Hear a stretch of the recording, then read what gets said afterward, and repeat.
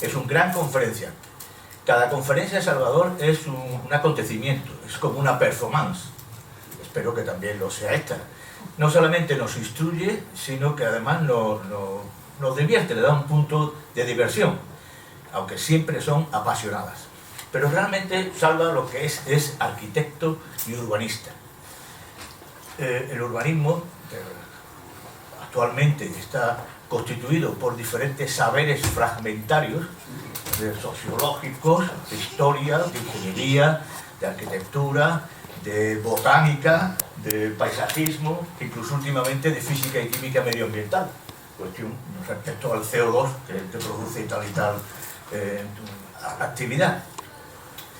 Entre sus obras, digamos, podemos encontrar la Facultad de Derecho, podemos ver el Mesón San Rafael, que actual empresa de turismo, una casa que acabo de ver en calle Pecería, y diferentes actuaciones y obras que ha realizado. Y en términos urbanísticos, yo tengo que mencionar la Ciudadela de Melilla, un trabajo muy interesante, que todos deberíamos de visitarla, porque se agradece la visita no solamente a la Ciudadela, ¿no?, sino a la ciudad de Melilla, ¿no?, que ahora mismo pasa un momento complicado. El plan de rehabilitación Trinidad Perchel y el Plan General de Ordenación Urbana de 1983, que realmente, en esto coinciden algunos más expertos que yo, es el único plan que se ha hecho en Málaga de verdad. Porque los demás planes son actualizaciones puntuales, ajustes, pero lo que es la ordenación del territorio, la estructura de la ciudad, se desveló realmente en el plan del 83, que mantiene su vigencia. Fue Premio Nacional de Urbanismo, realizado con Damián Quero, Pepe Seguí y Salvador. Todos los artículos y conferencias y ensayos y la obra como arquitecto realizada y las obras en curso la pueden ustedes encontrar en la página web smparquitectos.com. Una página que ahí podés ver toda la obra realizada. Incluso yo me acuerdo, una de las primeras creo que fue frente al 18 de julio, quizás esa obra era tuya. Yo creo que sí, fue la primera. Pecadillo de la juventud. Ya, un pecadillo de juventud, pero bueno, yo creo que ahí fue la primera vez que oí hablar de tu trabajo.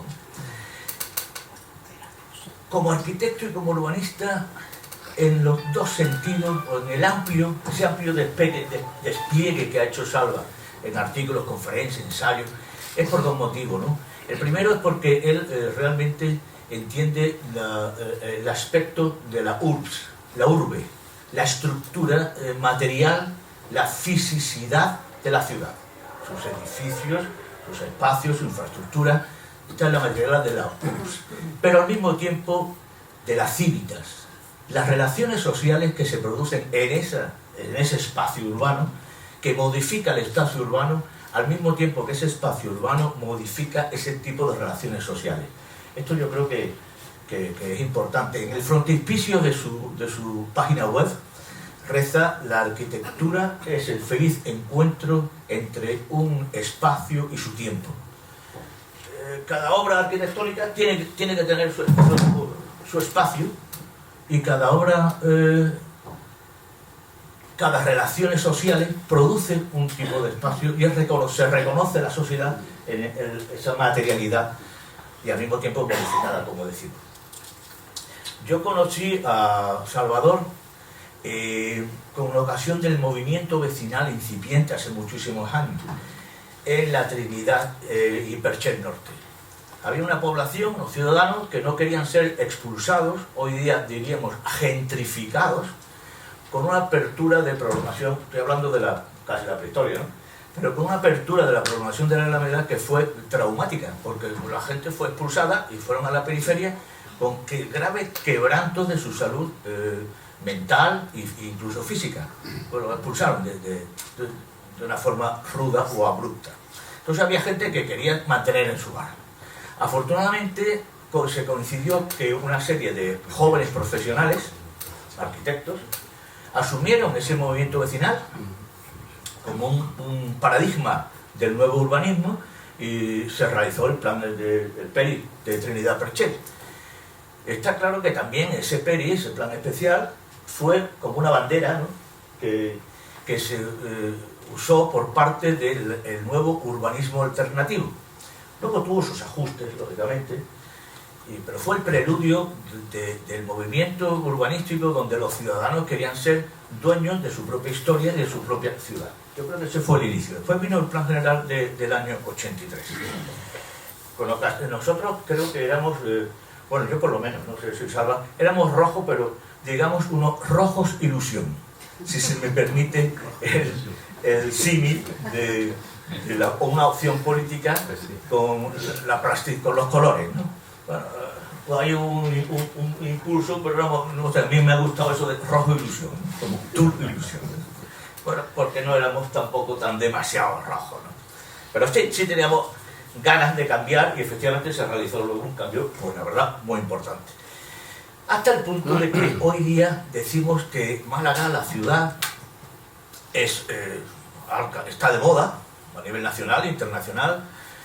Se quieren localizar las grandes empresas tecnológicas y virtuales internacionales, y es cierto, es una ciudad que se vive bien, cosa que sabemos, yo por lo menos desde pequeño, ¿no?, se vive estupendamente en esta ciudad, y realmente se ha puesto de moda una ciudad que era de las 100 tabernas y 1000 tabernas y una sola librería, pues ahora son muchísimos museos y una calidad cultural. Veníamos hablando de que hoy mismo hay varios acontecimientos culturales de este tipo y no se puede acudir a todos porque la ciudad está francamente en efervescencia cultural. Pero yo me permito decir que no podemos engañarnos. Esta ciudad tiene una virtud, que es que se reinventa cada cierto tiempo.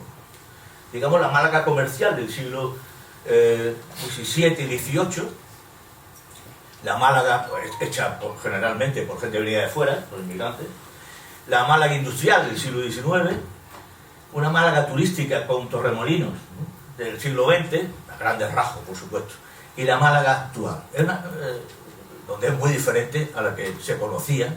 Hay que mirar el litoral oeste, con las chimeneas, un litoral industrioso, y se ha transformado en un litoral muy apetecible, residencial, que compite con las mejores ciudades de toda Europa, ¿no?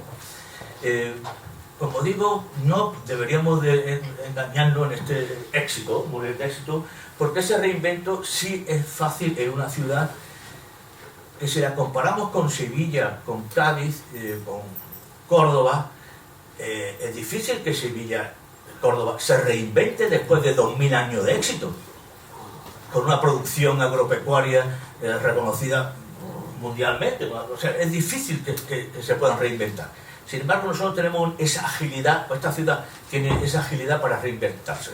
Y aquí voy a meter una cuestión, como dice mi amiga Elvira Roca, el marxismo, hay que ver hablar de marxismo a esta altura, ¿no?, está bien para el diagnóstico, lo que pasa es que el tratamiento es horroroso.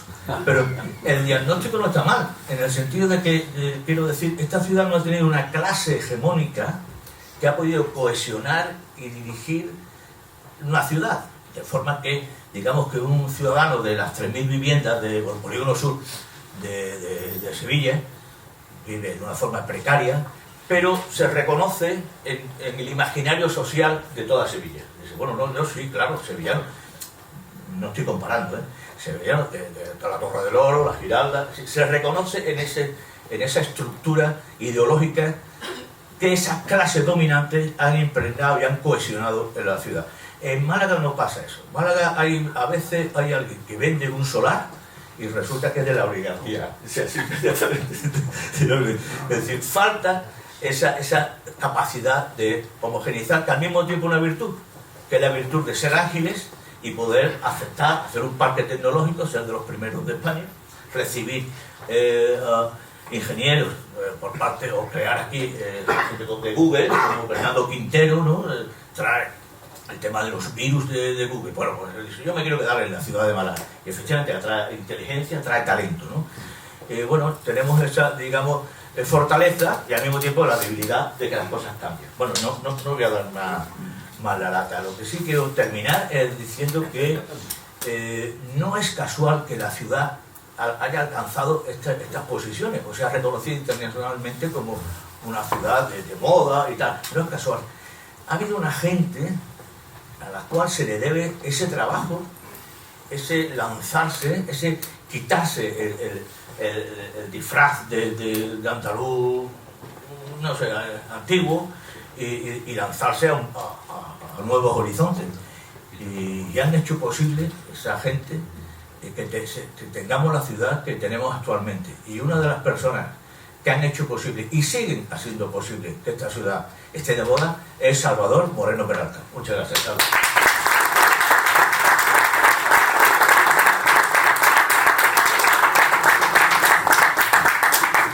Chumi, esto no se hace. Así no se presentan las personas.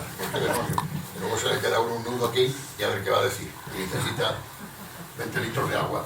En cualquier caso lo tendrás escrito, ¿no? Sí, claro, Pero tienes que dar. Bueno, lo que sí es verdad es que la amistad mía con Chumi es una amistad de 40 años, basada en afinidades electivas, y yo creo que no nos equivocábamos, precisamente. Tú acabas de decir algo muy importante, la diferencia o el complemento entre Civitas y URBS. Es decir, nosotros estuvimos ahí, porque nos tocó por edad estar en un momento en el que había que empezar poquito a poco a construir una URBS. Y yo modestamente ahí estuve contigo, precisamente en el barrio de la Trinidad, porque lo del barrio de la Trinidad era URBS, pero estaba saliendo ya un conato de Civitas, que luego se desarrolló con bastante potencia, con Pedro Aparicio, concretamente lo siguió Celia y sin duda ninguna existe hoy. Hoy Málaga es una Civitas cuando tú y yo encontramos aquello, era un barrizal. O sea que gran parte de lo que tan cariñosa y amablemente me acabas de decir, te lo tengo también que proyectar hacia tu persona, en lo que hiciste y sobre todo en la amistad que entonces fraguamos y que todavía nos une. Gracias, Chumi. Gracias. En fin, vamos a ver. Hace unos años, la cadena SER, junto con el gobierno de Aragón, el Ayuntamiento de Teruel y otras instituciones, esto tiene mucha gracia, porque no se mantiene. Habrá que darle un estimulante. Y otras instituciones dentro del ciclo Congreso del Bienestar organizó unas jornadas tituladas El amor con mayúsculas. A ellas fue invitado por intermediación de Salomón Castiel para dar una conferencia en el mausoleo de los famosos amantes, de la cual la de esta tarde es una versión ilustrada sobre la arquitectura y el amor, que a mí me pareció más propio titular La arquitectura de la felicidad, tomando prestado el título de un extraordinario libro del filósofo Alain de Botton, o en todo caso, La arquitectura y el deseo, toda vez que, considerando cómo se encuentra hoy la profesión de arquitecto, la disertación hubiera derivado subconscientemente hacia la arquitectura y el odio. Por eso me pareció que, sustituyendo el amor por el deseo, conseguiríamos mantener el discurso por unos cauces más atemperados e incluso más profundos, evitando con ello que la crispación se entrometiera de una manera inoportuna. Bueno, sin duda, ya desde los primeros homínidos hasta nosotros, y dentro de esa pulsión inherente al ser humano que es la búsqueda de la belleza, la arquitectura es aquel oficio que de una manera más indisimulada aspira a permanecer en la posteridad, a emular esos atributos divinos que son la eternidad y la perfección. GADU es el acrónimo de el gran arquitecto del universo, con el que la misma Iglesia, la francmasonería y otras sociedades secretas designan a Dios, y le llaman arquitecto porque desde tiempos inmemoriales la arquitectura estaba regida por unas leyes mágicas, solo atisbadas en las caprichosas formas de una naturaleza que podríamos remitir a la abstracción de unas ideas o formas puras, cuadrados, cubos, pirámides o esferas, pero que las podríamos bajar también de esa abstracción a la realidad merced al dominio de esas leyes por los constructores, los albañiles, los maestros de obra, los canteros, los arquitectos, los visionarios que creían poseer la técnica para construir ciudades ilusorias. Y no digamos ya cuando, en estrecho contacto con las ciencias de la óptica y el trampantojo, se alcanza el dominio de la perspectiva y la posibilidad de que los edificios y las ciudades fueran nada menos que unas representaciones reales o simbólicas del universo. La perfección del universo, como un mundo construido, no podía estar a cargo más que de una hipóstasis del arquitecto, es decir, Dios. Dios, pues, era arquitecto, a lo que muchos de mis compañeros de profesión dirían con añoranza: qué tiempos aquellos. Y para lo que hemos quedado, éramos dioses. También es cierto que encarnando todas las formas de la perfección, otras instancias míticas y contemplativas designen a Dios como el amor supremo. El amor de los amores, como cantábamos en el colegio cuando éramos niños. Así pues, la arquitectura y el amor son atributos divinos e instancias primordiales en la configuración del mundo. Intentemos en esta disertación descifrar sus correspondencias. Empecemos modestamente indagando en qué puede haber de amoroso, cómo opera el deseo en las relaciones de los seres humanos, con el medio en que viven, con las casas que habitan y las ciudades en las que despliegan su actividad pública y relaciones sociales. He sabido que para un arquitecto, hoy su profesión es una actividad enormemente mediatizada entre el propio proyecto y su materialización final. No como un pintor, pinta 4 brochazos y eso es más directamente a la galería. Aquí de los brochazos que pegamos nosotros en nuestros estudios hasta que aquello se hace, no ve lo que pasa. Pero si ya de por sí el arquitecto ve muy limitado su margen de maniobra, no digamos entonces el que le queda al usuario para proyectar sus deseos sobre su casa, nada menos que su casa, esa marmita en la que van a cocerse día a día los aspectos más íntimos y personales de su vida individual y familiar. Cuando nos compramos un traje para ir a una boda o a otro acto social, vamos al sastre o al Corte Inglés y nos probamos un traje elegido entre otros muchos porque creemos que nos sienta bien, es decir, porque sobre nuestra facha desgarbada y nuestra infame barriga prominente, ese traje que nos probamos parece encarnar algo de esa belleza redentora que nos reconcilia algo con el maldito espejo en el que nos miramos. Podríamos preguntarnos, ¿cabe entonces entre la gente y su hábitat un resquicio de belleza para reivindicar en él un trocito de belleza para una fugaz declaración de amor hacia la casa con la que te vas a casar? ¿O se trata simplemente siempre de un matrimonio obligado por la lógica de la promoción inmobiliaria o la imposición del arquitecto? Pero ya sabemos que la fuerza del amor no tiene barreras, y por mucho que se interponga el arquitecto o el promotor, la gente acabará revistiendo su casa y haciendo el amor con ella desde todas las posturas del Kama Sutra decorativo, que permita su imaginación, su deseo y la contingencia de las habitaciones. Esto me acuerda cuando hacíamos las casas de la Trinidad. Las hacíamos con todo el cariño del mundo, volvíamos al cabo de 3 semanas y aquello estaba muchísimo mejor, por supuesto, pero estaba ya personalizado por el propietario. La otra cuestión es si nosotros los arquitectos amamos todavía la arquitectura lo suficiente como para que nuestra intención sea producir algo bello, además de útil y bien construido, como nos reclamaba el gran Vitruvio. Ya saben, la arquitectura es la utilitas, la firmitas y la venustas, la utilidad, la solidez y la belleza.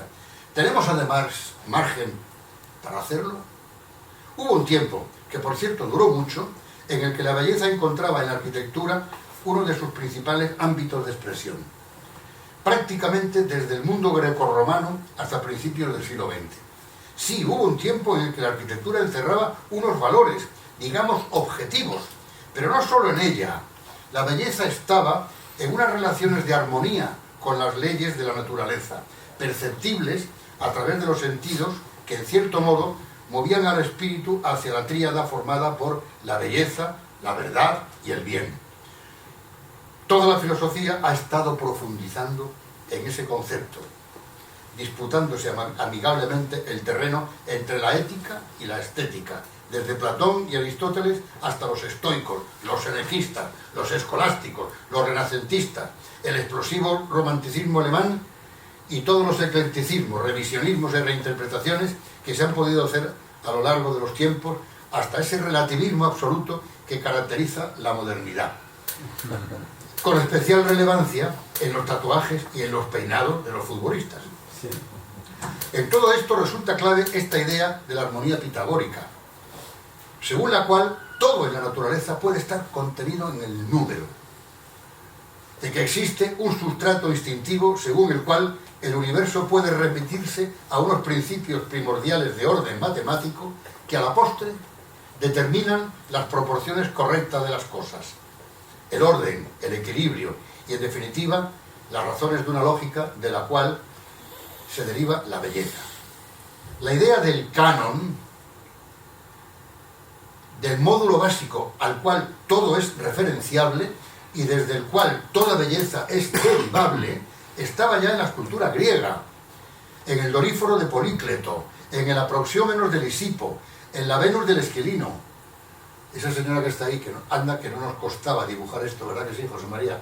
En la Escuela de Arquitectura, cuando nos ponían a esta señora, con ese leve insinuante contrabalanceo, que siempre salía el culo por un lado. Bueno, en Praxíteles, o en los 3 volúmenes órdenes arquitectónicos, en la mágica perfección del segmento áureo, en los módulos antropomórficos de Serlio y Leonardo da Vinci, y hasta el mismísimo modulor de Le Corbusier. Lo interesante de todo esto es que desde la persona más tosca a la más ilustrada, desde la más refractaria al influjo de las formas a la más sensible a ellas, de algún modo las leyes geométricas que hayan podido desplegarse en el espacio a partir de estas ideas primordiales de orden han permanecido en la mente humana con el arraigo de una segunda naturaleza, o la fuerza inefable de los mitos. Es esta una palpable demostración del fuerte poder simbólico de las formas arquitectónicas y de sus profundas raíces psicológicas. De siempre la arquitectura fue la forma más contundente con que las civilizaciones hicieron descender los misterios de la naturaleza al mundo de los mortales. Por ejemplo, desde la simétrica duplicidad formal del ser humano. Sabemos que no somos simétricos, pero lo aparentamos, los manos, los brazos, pero lo aparentamos. Que nos metió dentro del cuerpo una inclinación casi erótica hacia la simetría. La fuerza de la simetría está realmente arraigada en nuestro subconsciente, ligada a nociones de serenidad, de orden, de estabilidad, y es difícil sustraerse a ella. En estas ilustraciones, que le voy a poner un par de ellas, vemos 2 obras de la malograda arquitecta Zaha Hadid, fantástica arquitecta premio Pritzker, uno de los más exponentes extremos de la arquitectura deconstructiva. La primera, esta que están viendo ustedes, es el Museo Maxi de Roma. Y la segunda es el Centro de Arte Cívico de Shuai Jingguan, en China. En la primera no puede reconocerse ningún tipo de regularidad geométrica, pero fíjense cómo en esta segunda, a pesar de su aparente deconstrucción, las formas de este extraño artefacto están rígidamente sometidas a las leyes de la simetría. Ni Zaha Hadid se puede hurtar a ellas. Y es que la simetría no ha estado operando solo como un atavismo estético, sino como un auténtico valor moral, ligado a los principios de la razón, hasta la intuida esfericidad de la bóveda celeste, representada en las cúpulas y los casquetes esféricos desde el Panteón de Roma, Santa Sofía en Estambul, Santa María de Fiori en Florencia, el Alarde de Miguel Ángel en el Vaticano, las ensoñaciones de Tian Boulez y Ledoux, e incluso esa poética de construcción del cielo que es la ópera de Sidney, de George Hudson, o la útil racionalidad del ángulo recto en su eficacia organizativa a la hora de ordenar y jerarquizar los espacios domésticos. La Casa Girardi, la Casa Romana e Itálica, la Casa Sucre, la Casa de los Condes de Santiago de Calimaya, Casa Sefard de Tetuán, miles. Es decir, el ángulo recto siempre nos apoyamos en él y siempre tenemos una enorme dificultad en escaparnos de él y que en vez de 90 grados haya 97, ya, todo aquello empieza a no funcionar.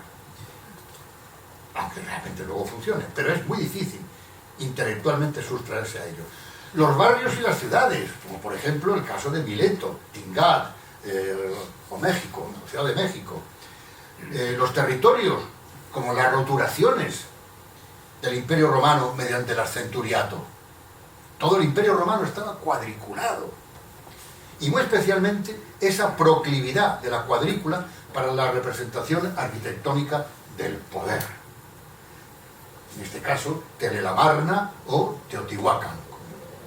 Sí, creo que tenemos metidos muy dentro de nosotros unos atávicos principios geométricos con los que creemos concordar nuestras más profundas y antiguas aspiraciones con las razones de la naturaleza, que en otra cosa es la felicidad.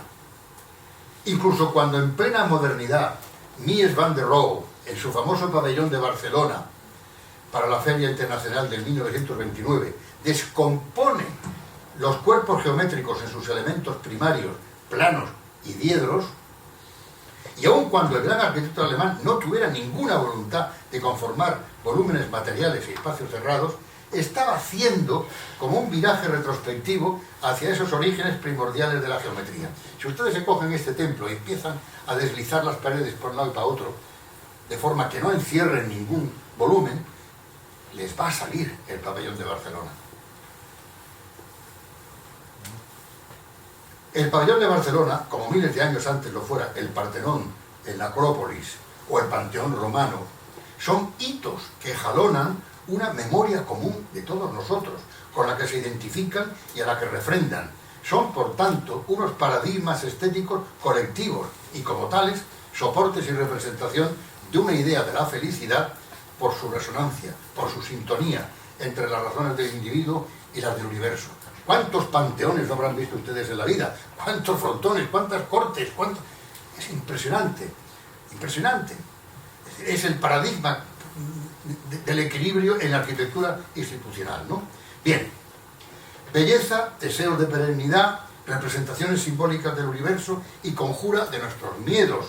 Pero ¿hasta qué punto la arquitectura, por hermosa que sea, puede llegar a suspendernos el ánimo como a veces lo hace un poema o una obra musical? No estoy tan seguro de que la arquitectura, ni aún frente al Taj Mahal, visto en un viaje furtivo con un amante, provoque los espasmos arrebatados del síndrome de Stendhal. Nadie ha llegado al orgasmo con un edificio. Hombre, se han tenido orgasmos en edificios, pero antes de nadie ha llegado al orgasmo. Claro que existe en la arquitectura una belleza imponente. ¿Quién puede permanecer insensible a la Alhambra? Desde dentro o desde el mirador de San Nicolás, a la súbita aparición en Escorzo del Partenón tras subir por los propíleos. Tú vas subiendo por ahí, te pegas 4 leñazos con las piedras que están salidas de su sitio, pero es igual, vas subiendo poco a poco en una ascesis que es arquitectónica, física y al mismo tiempo espiritual, y ¡zas! Cuando llegas arriba, cataplas, te encuentras con el Partenón. Hombre, orgasmo no, pero casi. O sencillamente la súbita aparición por primera vez de la Piazzetta en Venecia, cuando te ha dejado el vapor local de Venecia, o al entrar en la iglesia de San Carlino alle Quatre Fontane de Borromini. Por cierto, esta iglesia maravillosa tiene un parangón en Málaga que no se lo pierdan, que es San Felipe Neri. No se la pierdan, es una cosa verdaderamente maravillosa. Parece una obra italiana, del mejor barroco. Intentando aprehender las formas y las luces que entran por sus bóvedas. O toparte a la vuelta de una curva con el asombro de los pueblos blancos andaluces. ¿Cómo se os aparece de repente, después de 14.000 vueltas echando la pota, y de repente ¡zas! Aparece Cómpeta. Mi mujer que está aquí sabe cómo hace años acompañamos a Georges Patrix, el presidente de la Unión Mundial de Artistas Plásticos. Lo llevamos en un 600 que tiene delito por todas esas carreteras, y además como el vino de Cómpeta, y de repente, ¡zas! Al revolver de una esquina aparece Cómpeta. Me ordenó que bajara, que parara el coche, bajó y le vi llorando como una magdalena. O las desafiantes vidrieras, por favor, de la Sainte-Chapelle de París, donde la arquitectura parece desvanecerse, levitando en una atmósfera de color como un cielo sostenido por fuegos artificiales de cristal, o Nueva York, perfilándose al amanecer bajo el puente Verrazzano. Pero este shock suele ser efímero. Al final la belleza de la arquitectura acaba siendo más envolvente que imponente. Una experiencia placentera, sí, tranquila y sutil. Es una belleza que requiere tiempo, como los amores sosegados y maduros. El amor por la arquitectura no es un amor de pasiones urgentes, ya he dicho, sino de felicidad serena y contemplativa. Y eso ocurre, entre otras cosas, como analiza agudamente Alain de Botton, por culpa de esa misma tríada vitruviana que caracteriza nuestro oficio. Es decir, lo nuestro tiene que ser bello, pero tiene que ser sólido y tiene que ser también útil. Vaya hombre. Nuestros edificios tienen que ser bellos y enamorarnos con su belleza, sí, pero también tienen que ser prosaicamente útiles y sólidos. ¿Qué le vamos a hacer? Está muy claro que entre la necesidad de que nuestros edificios no tengan grietas, ni se le calen sus tejados, o que salga el agua caliente del grifo en invierno y le funcione el aire acondicionado en verano, la cuestión de la belleza pase un poco a un segundo plano. Acordémonos que ya en la revolución cultural y arquitectónica del primer tercio del siglo XX, lo que entendemos como movimiento moderno, cuya máxima expresión tal vez fuera la Bauhaus, la belleza no era más que la sublimación maquinista de la técnica. Por fíjese, desde Fidias aquí lo que ha llovido. Para Le Corbusier, la casa era una máquina para habitar. Y para Adolf Loos, el ornamento, cualquier cosa que fuera superflua a la desnuda geometría de las paredes, era simple y nada menos que un delito. Nunca tuvo en cuenta el movimiento moderno ni la arquitectura que le siguió el agudo comentario del gran escritor, que estaba en otros aspectos como un cencerro, sociólogo y crítico del arte John Ruskin, de que los edificios hablan. Y nos hablan de cosas muy variadas, que nos afectan personal y colectivamente. Está claro que la componente funcional y técnica de una máquina condiciona indudablemente una forma determinada. Una silla no puede tener solo dos patas. Ni una lavadora sirve de televisor. Ni una bicicleta se inventó para subir escaleras. Ni una tetera puede tener el mango del lado de la cánula. Pero los edificios son algo más que una máquina. Son más que ingeniería, son más que técnica, son arquitectura. Y como dice Botton, hablan de temas que se pueden reconocer fácilmente. Hablan de democracia y aristocracia, de campechanía o de arrogancia, de bienvenida o de amenaza, de buena disposición hacia el futuro o anclaje en el pasado, como ocurre con el Torremolinos del alcalde ese que duró 20 años. Sí, los edificios nos hablan de promiscuidad o aislamiento, de comunidad o de misantropía, de hermetismo o de apertura, de solidaridad o egoísmo, pero sobre todo un edificio, especialmente si se trata de nuestra casa, nos habla de nuestros estados de ánimo, de lo que somos, o en todo caso, de lo que quisiéramos ser. Y aquí casas del barrio de la Trinidad, por lo que decía hace un momento. Les entregamos unas casas con unos volúmenes casi abstractos y al poco tiempo los vecinos hacían la casa suya. Algunos majaderos, colegas míos, se quejaban de que le estuvieran de alguna forma perturbando su obra artística, cuando realmente lo que estaban haciendo los vecinos era legitimarlo al 100%. El gran triunfo de esos arquitectos era precisamente lo que habían hecho los vecinos, complementando su fragmentaria labor.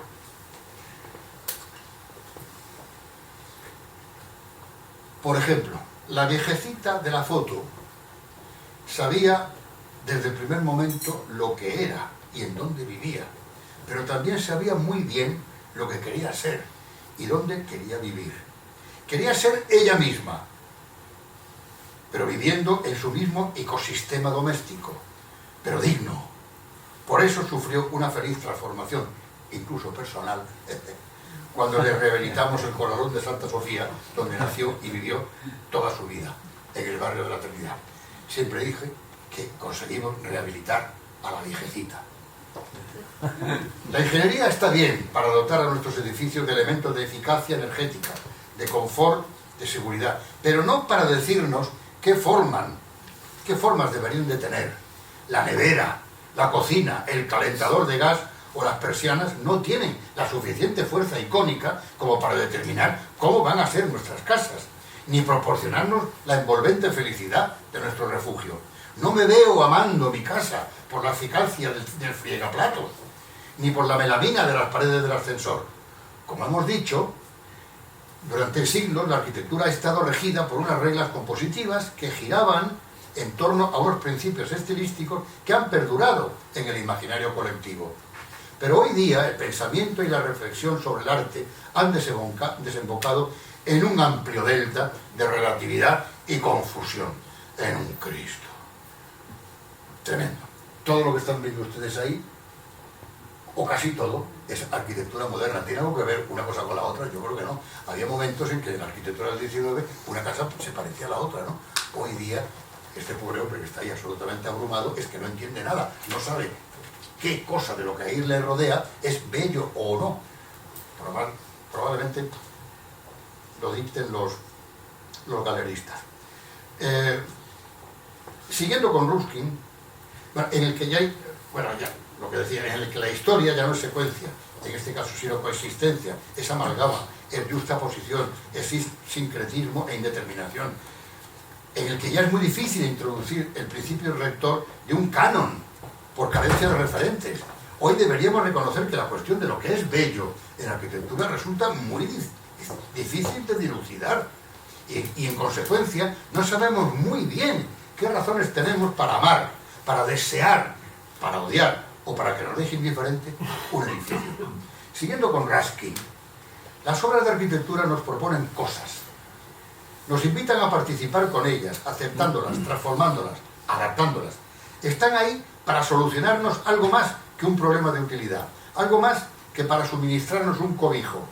La arquitectura es algo más que una tectónica, es una invitación a que concretemos nuestras ideas de felicidad, lo cual puede suscitar el estímulo, la colaboración o en otros casos el rechazo.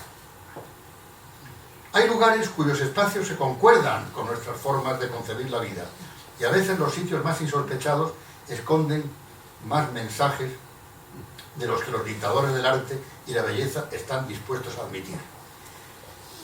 A este respecto es oportuno citar aquí al sociólogo y filósofo marxista Henri Lefebvre en su libro La revolución urbana.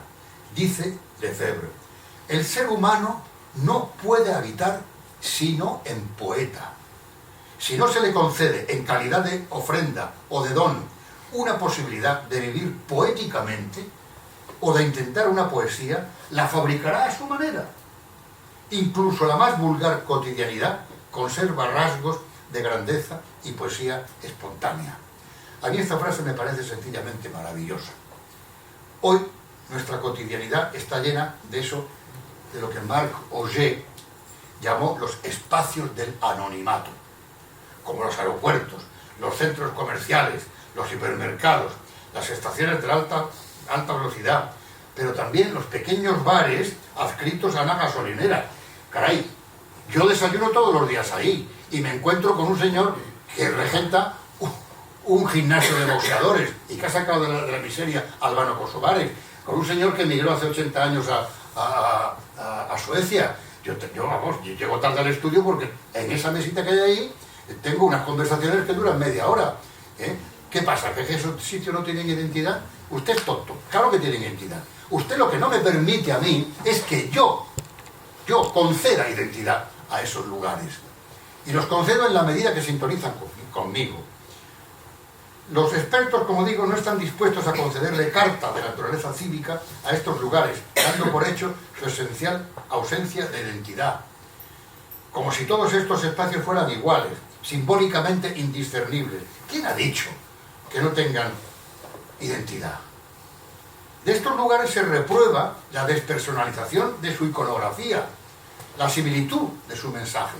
Todos los aeropuertos son iguales, todas las estaciones, todo es igual. ¿Qué coño? Perdón. Pero en todo caso, es que alguien piensa que la intención era otra.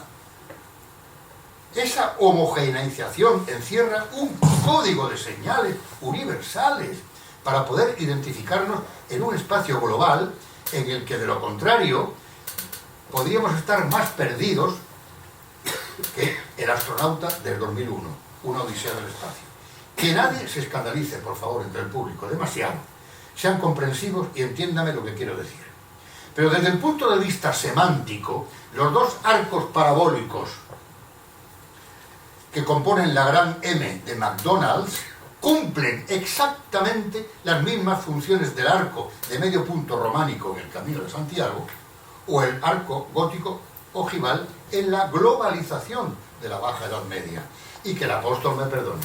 No me gusta la comida basura, no soporto la pique de tomate y mostaza que se desparrama entre la carne picada de algún mamífero desconocido en una hamburguesa y las alitas de pollo sintético. Pero alguna vez, perdido con mi familia en una ciudad centroeuropea de idioma indescifrable, fuera del horario de la hostelería, con todo cerrado y con más hambre que el perro de un ciego, fuimos tan felices en el refugio de aquel McDonald's. Lo encontramos tan familiar y casi tan bello como la espléndida catedral de Tim que acabábamos de visitar entre un tropel de turistas. Fin de la provocación. Y perdóneme. En cualquier caso, no resulta de una extremada arrogancia pensar que las relaciones de sintonía, los sentimientos de identidad, la connivencia en la felicidad con los entornos venga determinada solo por el arquitecto, sin dejar que el usuario establezca la que a ellos les dé la gana. ¿O es que el espacio del aparentemente despersonalizado bar urbano del maravilloso cuadro Nighthawks de Edward Hopper no puede ser un refugio entrañable para solitarios lobos nocturnos? ¿O la discreta y soleada cafetería de Chop Suey, del mismo autor, una extensión pública del espacio cotidiano de la privacidad del hogar? Durante mucho tiempo, los cánones arquitectónicos, los elementos decorativos, los aditamentos ornamentales han perdurado en el imaginario colectivo de la gente, a los que han dado rienda suelta en cuanto han podido. No hay como darse una vuelta por las barriadas de nuestras ciudades para encontrarnos versiones vernáculas de los balaustres de la Biblioteca Laurenciana de Miguel Ángel, frontones y porches paladianos para entrar en viviendas adosadas, o duendecillos, sátiros, peces, manequenpis, jarrones, estípites, fachadas alicatadas de azulejos, veneras, acróteras y fuentes con grutescos. Todo ello en piedra artificial. Hay quien no ve más que horror en ello, y no les faltará razón, pero seamos indulgentes. Se trata de ostentación, sí, pero también de jubilosas expresiones de amor y felicidad hacia una forma de vida vicaria, porque en muchos casos reflejan el éxito personal de quienes han trabajado en la construcción de lujuriosas mansiones en la Costa del Sol. Y la cultura popular y tradicional que pudieran llevar dentro no ha resistido a la seducción de semejantes paradigmas. Si esto hace los ricos, nosotros no vamos a ser menos. Volvemos a asistirnos de la autoridad de Lefebvre. Los objetos de buen o mal gusto que saturan o no el espacio de una habitación, que forman o no un sistema, hasta llegar a los más horrorosos bibelots, el kitsch, son la poesía vulgar que se permite el ser humano para no dejar de ser poeta. Grande Lefebvre. Ya que su existencia no puede ser suntuosa, si al menos reclaman su derecho a que lo sea su casa. Y la belleza que creen estar reflejando en ella es al menos una señal de que han encontrado la expresión material de lo que para ellos es una buena vida. Pero pongámonos ahora en la piel de una persona culta. Bueno, eso es un ejemplo también de lo que estábamos diciendo. Una persona culta, formada, sensible y con una supuesta independencia de criterio estético. Es decir, no condicionada por esos estilemas arquitectónicos que durante tanto tiempo embargaron la predisposición de nuestros sentidos. Es decir, situemos a esa persona ante la última creación de Frank Gehry, Zaha Hadid, Rem Koolhaas o Cobb Himmelblau, por citar solo a 4 de los arquitectos más personales, sorprendentes y más irreductibles a cualquier pretensión clasificatoria. ¿En qué pueden basarse para calificar de bonitos o feos esos edificios? Más allá de la carga icónica, espectacular y mediática de la que no puede sustraerse hoy ninguna ciudad ni ningún alcalde, ni ninguna ciudad en su competencia como si fueran empresas en el mercado global. Estamos hartos de ver, vamos, todos los días hay unas chorradas, que no hay día que no aparezca una chorrada en un periódico de España que diga a esta ciudad le hace falta un icono, el de la Bernarda en todo caso. Para estas personas esa arquitectura será hermosa si se aviene con su comprensión del sentido legítimo de su existencia, y será ofensiva si no lo es. Hay algo más que un mero gusto estético por las cosas. Esos edificios están hablando de un estilo de vida concreto para nosotros y para nuestra comunidad, y eso puede producir la atracción o el rechazo, aunque, como he insinuado antes, no suelen producirse con los edificios nuevos ese coup de foudre, ese amor a primera vista, sino que requieren de esa paulatina aclimatación, de ese roce cotidiano con ellos, merced al cual poco a poco se va fraguando algo que, como en la famosa película, puede acabar siendo el principio de una buena amistad, incluso de un amor prolongado y sosegado. Tal es el caso, por ejemplo, entre infinidad de ejemplos, de la aclimatación del edificio de la Compañía Previsión Española de Rafael Moneo, nada menos que enfrente de la Torre del Oro en Sevilla, o el ya clásico Centro Pompidou de Rogers y Piano, y nada menos que en el corazón de París, en el barrio del Marais. Son edificios que han estado ahí toda la vida. Hace tiempo, la expresidenta de la Comunidad de Madrid, Esperanza Aguirre, citando inadvertidamente quizás al cineasta Éric Romer, se declaraba firmemente en contra de la pena de muerte, excepto para los arquitectos, porque según ella sus errores perduran en el tiempo. Probablemente yo también aceptaría gustoso la pena capital si me obligaran a tragarme toda la filmografía del francés o a ser secretario de la señora Aguirre, pero lo cierto es que esa opinión alude a ese permanente conflicto, a ese desamor que sin duda alguna hoy existe entre los arquitectos y los demás mortales. Ya insinuaba el viejo Freud, aunque se apropió Lacan de la idea, la posibilidad de que esto del amor tal vez fuera cosa de tres, aludiendo al hecho de que entre el amante y el ser amado existía siempre otro personaje que encarnaba la fantasía, indispensable para que estallara la pulsión erótica. En la relación amorosa entre la arquitectura y el ciudadano siempre existe también un tercer elemento, esta vez en forma de intruso. Véase ahí, por ejemplo, ese matrimonio encantador, burgués, de clase media, de orden, con un paradigma de casita maravillosa con la que se iba a casar, en la que iban a vivir toda su vida con sus hijos y nietos, y enfrente, orgulloso, potente, un arquitecto que me salió clavado a Norman Foster, por cierto. Pues bien, ese tercer elemento freudiano es el intruso, y el intruso es él. Y me temo que para muchas personas que quieren hacerse una casa, ese intruso, ese tercer elemento necesario para que emerja la fantasía, no sea otro que Chas, el arquitecto, aunque las fantasías del cliente pueden resultar notoriamente alteradas. Y es que pensemos por un momento en qué lío nos mete nuestra profesión. Aunque parezca contradictorio, no hay nada más íntimo que la relación del individuo con lo público. Por ejemplo, el vínculo que el ciudadano mantiene con su ciudad pertenece a la esfera de lo más privado. La ciudad, ese espacio en el que convivimos miles de personas, es distinta para cada cual. Pues siendo, esto por lo del erotismo,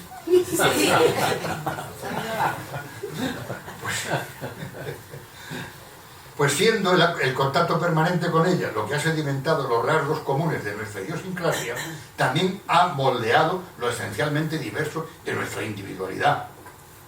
De esta forma, cada uno de nosotros podríamos pensar que mi ciudad, con sus luces y sus sombras, es ante todo mía, y por consiguiente deberían pedirme permiso para tocarla. Aquí tengo que hacer una aclaración si hay periodistas en la sala. Por favor, que es que una vez, cuando hice esta conferencia, la periodista que la transcribió puso el siguiente titular: don Salvador Moreno Peralta dice que la ciudad es suya y que hay que pedirle permiso. Bueno, entienden el significado, claro. O es que no deberían pedirnos permiso para construir en el solar de la calle Torregorda, ¿no?, de la Alameda hacia Torregorda, o en el solar del Cine Astoria, o en Hoyo de Esparteros con el Hotel de Moneo, o en el Río Guadalmedina, o en los Baños del Carmen. Hay lugares de nuestras ciudades que acumulan tal carga de concentración identitaria y emocional que prácticamente es imposible ya actuar sobre ellos. Pues cada cual lleva ya un trozo de ciudad dentro, con su particular proyecto o utopía bajo el brazo. De forma que, como decimos, lo más público acaba siendo lo más íntimo, lo más privado. Vistas así las cosas, y sin entrar en profundidades, se señala con el dedo al abominable intruso que nos cambia ese trozo de ciudad sin permiso: el arquitecto. Como ya hemos dicho, hubo un tiempo en el que el trabajo del arquitecto se insertaba de una manera pacífica en la corriente cultural del momento, y la ciudad se transformaba sin traumas. En el siglo XVII, en el XVIII y en el XIX, es que era así, incluso principios del XX. Lo explica lúcidamente Alexander Mitscherlich en su libro La inhospitabilidad de nuestras ciudades. Consideremos la convivencia pacífica que se da a lo largo de la calle entre las casas de cualquiera de eso que Jordi Borja llamaba las ciudades de siempre. El individuo encontraba su propia identidad merced a la obligación instintiva de construir edificios, pero en todo caso haciendo variaciones sobre lo vinculante, el estilo, el espíritu de la calle, sin salirse del papel, de la estética del grupo, pues una parte de nuestra propia identidad es siempre material que procede del grupo. Y esto vale incluso para las casas modernistas, de Domènech y Muntaner, de Puig i Cadafalch o Gaudí en Barcelona. La Pedrera y la Casa Batlló son distintas, pero fíjense bien, no se salen de la fila de lo que Mitscherlich llamaba el deber con respecto a la ciudad. Indudablemente el cariño que se tiene a una ciudad, a un barrio o a un apartado rincón urbano es un resultado de procesos psicológicos, es decir, afectivos. Cuando esa ciudad es correcta, se convierte en objeto del amor de sus habitantes. Esa expresión de una fuerza colectiva, de configuración y de vida que abarca generaciones enteras.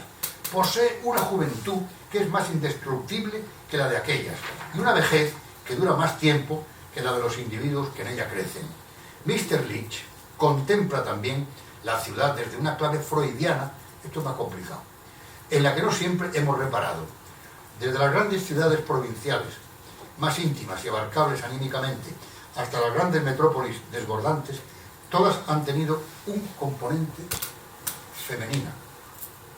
Las ciudades pueden ser agresivas, tematizadas, florecientes, superadoras de las vecinas en esa competencia urbana estratégica que las mantienen en el mercado global como si fueran impulsivas empresas. Pero hay, sin embargo, en ellas una pluralidad de funciones que no es sólo priápica potencia masculina, sino algo que en sus grandes ejemplos responde indiscutiblemente al rol de una amante madre.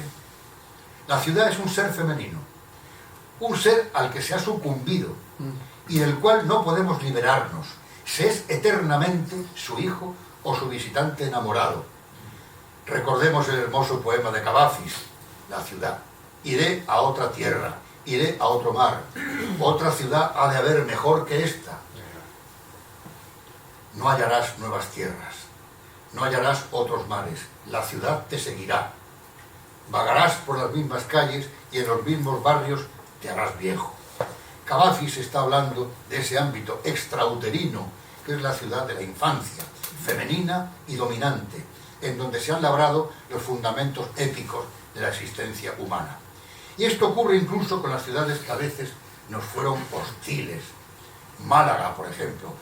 Este es un trocito del Jardín de la Abadía, con 30 años de diferencia, cuando nos la encontramos a la izquierda en el plan general, y cómo está hoy. Los niños juegan ahí. Esos niños, ¿qué vínculo van a tener con ese eso? Pues ese es vínculo igual que tengan todos los niños con todos los espacios, con todos los espacios para el juego. ¿O qué pasa? ¿Les vamos a negar identidad porque ese sitio sea oficialmente feo? No.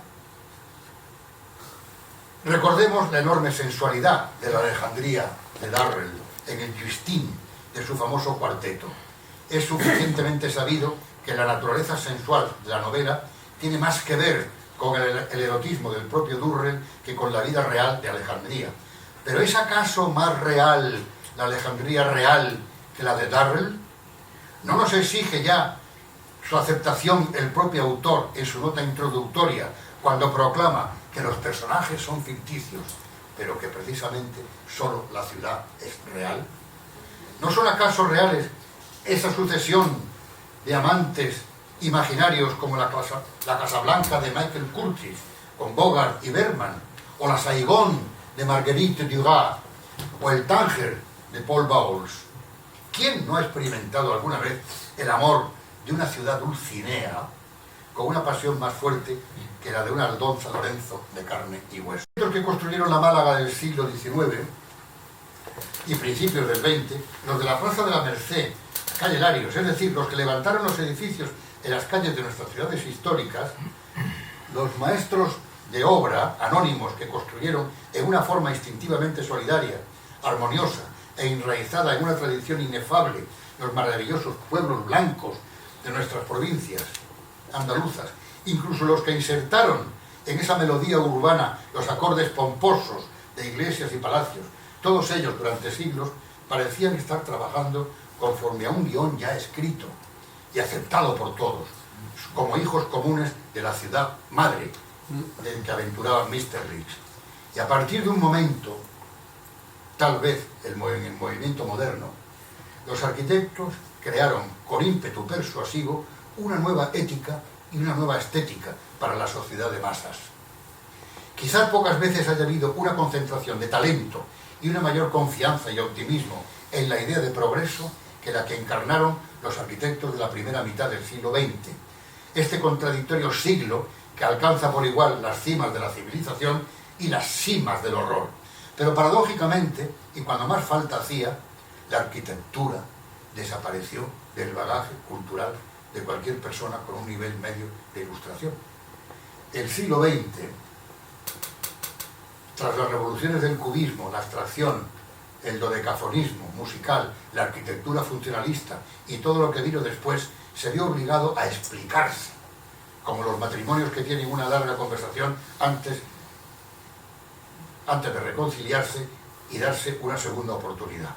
Bien, digamos que se llegó a un cierto acuerdo y cualquier persona con un nivel medio de ilustración consiguió incorporar a su acervo cultural saber algo de literatura, de pintura, de escultura e incluso de música. Todo el arte moderno, rupturista, innovador, acabó admitiéndose convenientemente recluido en sus templos especializados, esto es, en las salas de concierto y los museos. Allí no provocan alteraciones de orden público, antes bien, constituyen verdaderos activos ciudadanos y reclamos publicitarios, como bien sabemos por nuestra ciudad, sin ir más lejos. Pero algo se rompió en la larga historia de amor entre la sociedad y la arquitectura. ¿Qué pasó entonces? ¿En qué momento y por qué se rompió el vínculo afectivo entre la arquitectura de la sociedad y la arquitectura de los arquitectos? Tal vez los arquitectos confiábamos tanto en la solidez de ese amor rutinario que no nos preocupamos de cultivarlo. A pesar de que la arquitectura define el espacio que condiciona nuestras vidas, a nadie se le había instruido sobre sus cualidades elementales, sus formas, símbolos, significados, sus dificultades constructivas, el porqué de las soluciones determinadas, las intenciones poéticas de esas formas. No pensábamos, por lo visto, que hiciera falta enseñarnos a disfrutar de la arquitectura para poder seguir enamorándonos de ella. Y en ese descuido, quizás dejamos la innovación arquitectónica de una manera endogámica para los arquitectos.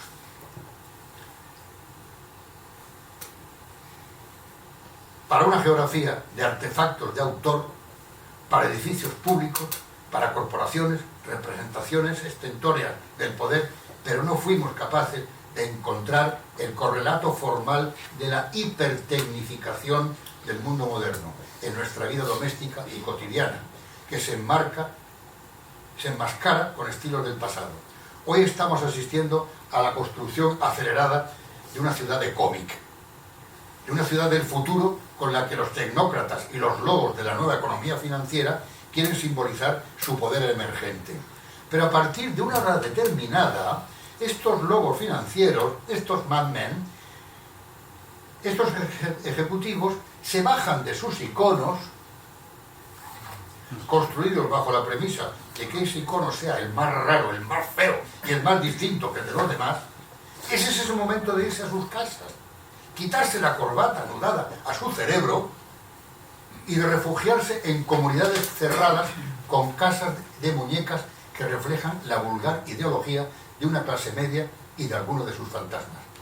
Tal es el caso, por ejemplo, de las hoy tristemente famosas gated communities, las comunidades cerradas que proliferan por toda América del Norte y del Sur, ciudades cerradas, vigiladas y ultraconservadoras en las formas de vida que traducen sus propios estilos arquitectónicos. Tal es el caso verdaderamente patético de los modelos residenciales de uno de los parques tecnológicos más avanzados del mundo, como el Kulim Tech Park de Malasia, en donde algunos de sus ultraconservadores modelos residenciales para sus trabajadores se llama nada menos que Marbella. Desgraciadamente, y resolver este cisma, tender puentes culturales y afectivos entre la arquitectura y sus destinatarios, no parece ser una preocupación prioritaria del sistema educativo ni de las escuelas de arquitectura, porque la universidad no puede arreglar lo que viene ya desarreglado de la enseñanza secundaria y del clima social. Y así se produce el drama que supone estudiar una carrera muy hermosa para encontrarse con la necesidad de tener que ejercer luego otra muy distinta. El arquitecto que pretende aportar su cuota de belleza, de amor y sintonía con la ciudad a la que pertenece, recibe el puñetazo de una realidad económica. Estas viñetas, es que las voy a leer. El proyecto del arquitecto, el primero, el que tiene en su cabeza: simplicidad volumétrica, integración con el lugar, riqueza espacial, claridad de lenguaje, racionalidad constructiva, discreta funcionalidad, diálogo con el entorno, contención expresiva, implantación telúrica, técnica vernácula, materiales duraderos, en definitiva, menos es más. Pero ahora viene el promotor, la opinión del promotor. Menos es siempre menos, ¿qué coño? Los números no salen, la repercusión del suelo es elevada, el precio del petróleo ha afectado a los costes de transporte y material, el crédito está restringido y la capacidad adquisitiva ha disminuido. Es preciso hacer más viviendas y más pequeñas, aprovechando al máximo la edificabilidad. ¡Ah! Y las terrazas no cuentan en volumen. Y por fin, este producto clásico, tan prestigiado, procedente del Partenón, acaba en la mesa de un funcionario de la Gerencia Municipal de Urbanismo. Y entonces te dice el técnico administrativo: el proyecto incumple. Artículo no sé qué: deberá retranquearse de la alineación oficial una distancia igual a 5/9 de la anchura de la calle si es de tráfico rodado, o 7/25 si esta es peatonal o semipeatonal. Artículo 275. Deberá aportar certificado de aviación civil de que no hay aeropuerto en un radio de 37 kilómetros y que el edificio se encuentra en el cono de la Bernarda de la aproximación de aeronaves, incluidos objetos voladores no identificados. Artículo 671. Se preverá un ascensor cada 2 personas y media, salvo que se aporte certificado médico de anorexia de los usuarios habituales, en cuyo caso se permitirá un ascensor cada 3 personas. Artículo no sé qué: el vuelo de las cornisas será igual o menos que el coseno de la declinación magnética del emplazamiento del solar en el solsticio de verano. Artículo 726. Se presentarán los precios descompuestos de cada unidad de obras. En caso de sanitarios, estos se dividirán en 2 por separado, de taza y tapa. Artículo 16. Los huecos de fachada ocuparán un 65,34% de la superficie total de esta, salvo que se utilicen belvederes siempre que se demuestre que se sepa lo que es un belvedere. Artículo 23-75. Los huecos de la fachada se dispondrán rigurosamente alineados con los ejes verticales, incluso aunque no haya hueco. 14 copias del proyecto se remitirán a los organismos municipales, autonómicos, estatales y comunitarios, con competencia urbanística, ecológica, arqueológica, enológica y otras. Y así pasa que lo que tenían por arquitecto en la cabeza al principio acaba siendo una cosa parecida a esto: previo suicidio. Decisión del jefe de ventas antes de iniciar la promoción del edificio. De acuerdo con las prospecciones de mercado y los segmentos de demanda plausibles para esta promoción, habida cuenta del lugar, el momento económico y las peculiaridades del cliente, se sugiere una pequeña adaptación del proyecto en el sentido del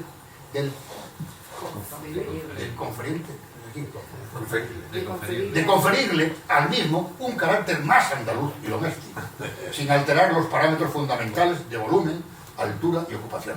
Por razones de oportunidad, se aporta modelo en 3D elaborado por este departamento de ventas, para no tener que molestar al arquitecto. Bueno, total. Uno puede hacer eso. Uno puede estar ante el tablero o el ordenador cientos de horas para conseguir que la luz entre en las aulas de un colegio,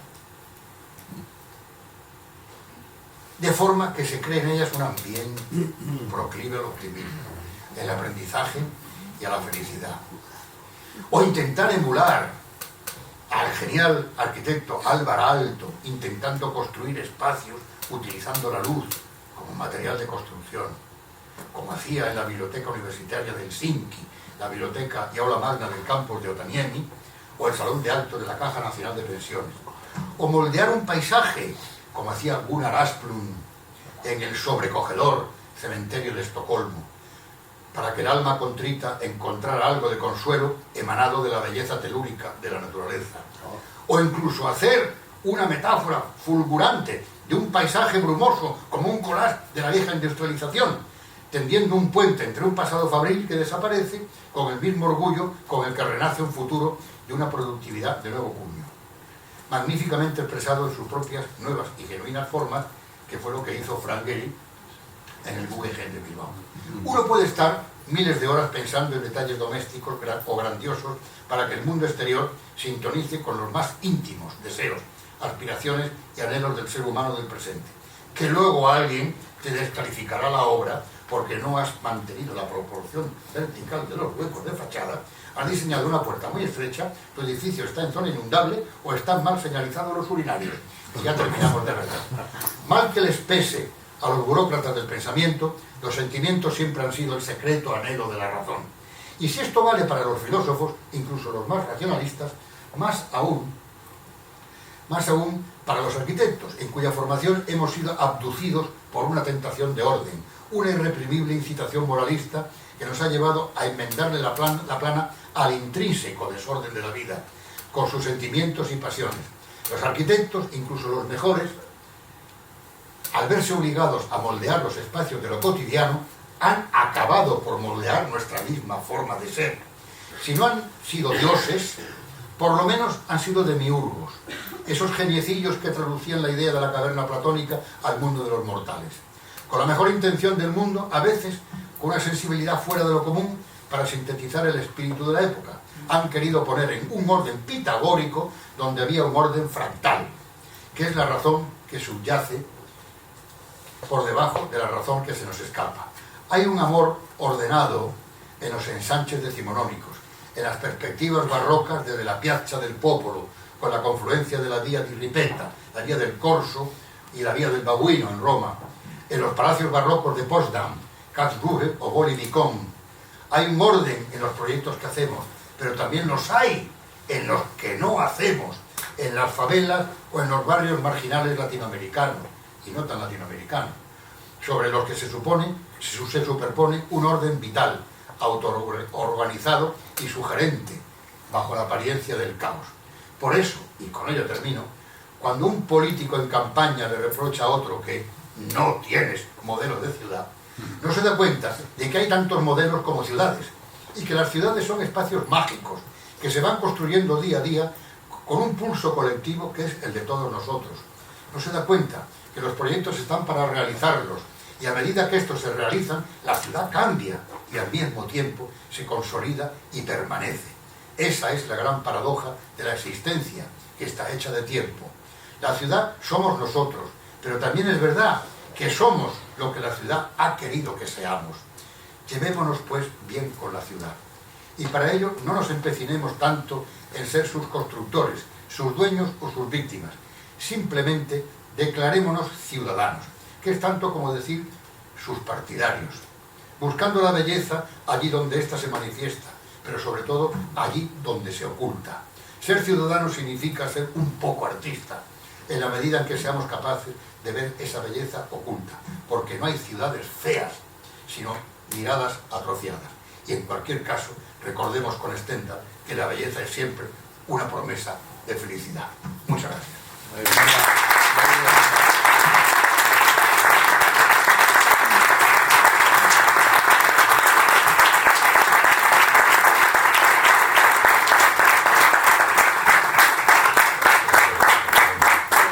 Muchísimas gracias, Salvador. Estamos cansados. Vamos a hacer una pregunta. Por supuesto. Ya que nos hemos metido en faena. Terminamos. Lo que pasa es que el micro... Bueno, después espero que todos hemos disfrutado, ¿no?, con la conferencia de Salvador. Además nos hemos divertido, nos hemos ilustrado y hemos aprendido, por lo menos yo, bastante. No sé si esto... Sí, funciona. Ahora hay un pequeño turno de palabras para no cansar al maestro, pero conforme vayáis pidiendo la palabra os doy el micrófono y podéis hacer nada. Venga, aquí y allí. No me hace falta... ¿No hace falta más? Yo creo que no. ¿Sí? Sí, yo, bueno, me llamo Fernando, quería preguntarte, y siguiendo un poco con el símil erótico, ¿es verdad que el sueño húmedo del arquitecto es ser urbanista? Bueno, ya no húmedo, sino oceánico. Claro. Si hay una cierta humedad en la relación erótica que puede existir para hacer una casa, ya es tremenda la de construir una ciudad. Ahí, a este respecto te tengo que decir algo importante. Es decir, es ahí cuando todo el urbanista saca del fondo de su corazón y de su mente su condición inequívoca de moralista. Un urbanista es un moralista. Un moralista que cree que la vida puede ahormarse y puede producirse conforme él la ha pensado. Es decir, cada urbanista es un utopista, es un Tomás Moro. Y eso es verdaderamente tremendo, porque si realmente hemos dicho que la legitimidad máxima, total, al final, hombre, de una casa normal, es que el usuario la haga suya, ese espacio lo considere realmente suyo y luego lo personalice. No quiere decir con esto que forzosamente deba de poner la casa hecha unos zorros, pero entonces, fíjate lo que puede significar el urbanista que realmente está pensando que toda una ciudad se comporte como él cree que lo ha hecho. Tiene que hacerlo, porque no hay trabajo que no lleve una primera utopía detrás. Sin el motor de la utopía no existe la acción. Ahora bien, junto a eso tiene que haber la humildad de lo empírico, de aceptar lo empírico. Y a medida que la ciudad se va transformando conforme el urbanista lo ha decidido, la realidad va cambiando. Entonces, que el urbanismo sea lo suficientemente versátil y ágil para adaptarse a esos cambios que la ciudad se está produciendo merced a la acción del urbanista. Eso ocurre. ¿Cómo va a ocurrir, mi querido Fernando? Si los planes generales, su tramitación dura 8 años. En 8 años la ciudad que cambia por completo. Y ese es el problema. Y, como te digo, ese punto de inevitable arrogancia que tiene que tenerla el urbanista, desde que aparecieron los protourbanistas y los socialistas utópicos desde el segundo tercio del siglo XIX. Vamos a ver, estaban llenos de las mejores intenciones, estaban absolutamente aterrorizados con la mutación que se estaba produciendo en las ciudades con la revolución industrial. Y nada les animó más a ellos que efectivamente una conciencia absolutamente meritoria de arreglar aquello, pero inevitablemente con un pozo de paternalismo que era inevitable. era inevitable. De paternalismo, y una cosa muy curiosa, los principales urbanistas, los protourbanistas eran todos anarquistas. Anarquistas, versión inglesa, para entendernos, no anarquistas tipo Fay con la bomba en Barcelona. Los anarquistas ingleses eran la gente más ilustrada, como todo el mundo sabe, ¿no? Eran los pensadores, digamos, más avanzados, digamos, de la época. Y por supuesto, las teorías que aportaron y que están en la historia del urbanismo son tremendamente valiosas. Lo único que, la clave de todo, es que esas teorías valiosas siempre hay que estar permanentemente compulsándolas y confrontándolas con la realidad. Porque a medida que se hacen cosas, la realidad cambia. La ciudad permanece. Esa es la gran paradoja. La ciudad permanece y cada vez se hace más personal probablemente, pero siempre cambia. Y hay que saber cambiar con ella. Sí, bueno, me encantaría oír una segunda parte algún día hablando sobre Málaga, ¿no? Aquí está. Entonces, la pregunta es, tenemos, Málaga puede ser candidata posiblemente a la Expo 2027. A mí el título me da un poco de miedo, ¿no? La ciudad sostenible, ¿no? Con lo bonita que es Málaga, que la hagamos sostenible, ¿quién decide que va a ser sostenible, ¿no? Entonces comparto tu punto de vista humanista, claramente, ¿no? Y quería preguntar, y veo que los intrusos que se han metido en Málaga no son los arquitectos, sino algunos edificios que se han plantado por ahí como, en fin, fuera de contexto, ¿no? Entonces, ¿qué características crees que debería mantener Málaga?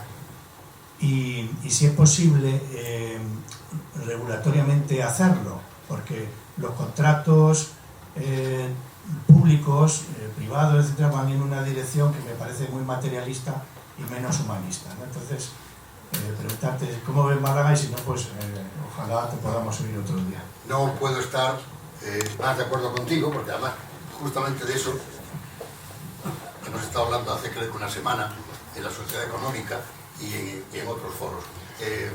100% de acuerdo.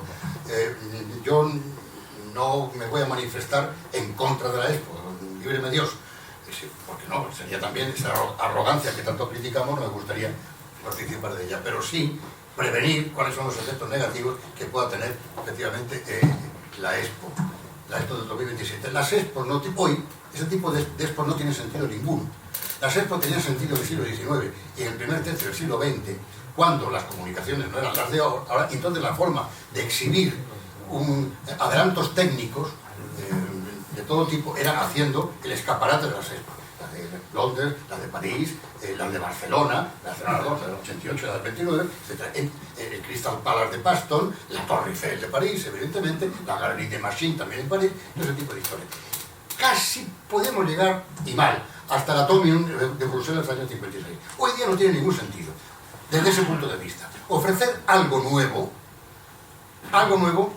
es absurdo, porque ya es antiguo, sencillamente porque lo tienes en tiempo real con Siri o con Alexa, o sea que eso no tiene ningún sentido. Entonces las expos se hacen con otro objetivo, que es un objetivo estrictamente publicitario. Las ciudades son objetos de consumo, son artefactos que están en el mercado global de producciones y consumo. Y una expo es sencillamente un escaparate, y punto pelota, y nada más. Nada más. Ahora bien, ¿en qué manera la expo puede perturbar en Málaga? Ya lo está haciendo, de alguna manera, llenando y plantando la ciudad de unas torres que no tienen, vamos a ver, desde el punto de vista urbanístico y arquitectónico, tienen muy poca justificación, Entre otras cosas, estamos totalmente absortos y totalmente invadidos por la potencia de los eslóganes y de los tópicos. Ese tópico de que una ciudad vertical es más barata, no sé qué, porque consume menos suelo. Mentira. Frente al sprawl norteamericano. El sprawl norteamericano puede ser un disparate, pero que no me digan que un rascacielos de 30 plantas, y no estamos hablando de ellos, es sencillamente a lo mejor 5.000 personas, que a las 2 de la tarde, catapumba, bajan todas de golpe y colonizan un área en torno a su planta, que puede ser muchísimo más perturbador que una urbanización dispersa. Por otro lado, a mí hay algo de Málaga que me entusiasma, que me ha entusiasmado de los últimos años, desde el año 83 para acá, que es una ciudad que ha sabido sacarse las castañas del fuego ella sola, no ha necesitado de un evento especial, Juegos Olímpicos, exposiciones internacionales, campeonatos mundiales de petanca, nada, se ha sacado todo a capón. Con lo cual, Málaga sirve como un plausible ejemplo para las ciudades medias, que están ahí mirándose en este momento a ver qué es lo que está haciendo Málaga, evidentemente. Porque en este momento, y sobre todo algo que también es importante, que es que ha roto la costra de invisibilidad provinciana que en este estado autonómico tienen todas las ciudades, bajo el foco brutal de Madrid y Barcelona. Málaga se ha puesto en ese sentido que el Papa, y está muy bien, pero no se ha puesto por una Expo, y no se ha puesto por los edificios de la Malagueta, y no se ha puesto por las Torres de Martiricos, se ha puesto por otro tipo de política. ¿Por qué no seguimos con ella, por Dios? Y en cualquier caso, y termino con esto, es cierto que el descubrimiento maravilloso del turismo urbano, sacando, reducir, poniendo en valor unas potencias que en Málaga estaban totalmente dormidas, ante la competencia brutal de 3 patrimonios de la humanidad, Sevilla, Córdoba y Granada, en Málaga ya se había dado por certificado de que Málaga no tenía nada, ningún patrimonio que ofrecer. Mentira, mentira. Se han hecho algunas inteligentes obras y ha salido a reducir una ciudad con un gran valor patrimonial. Otra cosa es, otro de los tópicos más, es decir, es que con las peatonalizaciones hemos conseguido devolverle la ciudad al ciudadano. No. Con las peatonalizaciones, algunas están muy bien, les digo que no, pero con las peatonalizaciones le hemos dado la ciudad a los turistas. A ver si hablemos con claridad, a los turistas. Y esto es otra cosa. Y entonces, por terminar, ¿bajo qué advocación se hace la Expo del 2027? Bien que la hagan, pero es que la advocación es un poco peliaguda, es que es hacia la ciudad sostenible. Y Málaga no es sostenible. ¿Cómo va a ser sostenible una ciudad en donde la gente no se puede comprar una casa? Y donde la gente del centro ha sido expulsada, y donde los precios están en este momento, y encima hay algún periódico que lo exhibe con orgullo. Los precios son como Madrid y Barcelona. Usted es idiota. Usted es idiota. Ese es el problema que hay. Entonces, y luego ya es una valoración puramente personal y darle el valor que tiene. Yo creo que a Málaga no le sientan bien las alturas. No le ha sentado bien las alturas. En absoluto. Es decir, hay, no sé quién lo dijo, tanto recordar, no sé si fue William Blake, alguien que dijo ante una iniciativa, es párate, o mucho más. Es decir, si vas a hacer algo y no lo tienes muy claro, párate. Ahora, si lo tienes claro, mucho más, porque lo que no puedes hacer es quedarte entre medio. Eso está más claro que el agua. O sea, hay ciudades que han hecho eso de pararse, ¿vale? Y otras que han dicho mucho más, Benidorm, por ejemplo. Entonces nosotros lo que no podemos hacer es estar jugando a ese turismo urbano poniendo en valor elementos patrimoniales, el poner en valor una provincia absolutamente extraordinaria, con una aglomeración, digamos, una concurrencia de fortalezas que muy pocas otras provincias de España tienen, ¿verdad? No podemos estar jugando a eso, no podemos estar vanagloriándonos que la potenciación del turismo urbano ha tenido como magnífica consecuencia la aparición de la industria de servicios técnicos avanzados, haciendo de Málaga el embrión de una posible capital cultural de tipo medio. Pues eso es una maravilla. Pero ¿eso quién lo ha conseguido? ¿Las Torres de Martiricos? O sea, ¿eso se ha conseguido con ese modelo? Yo creo que no.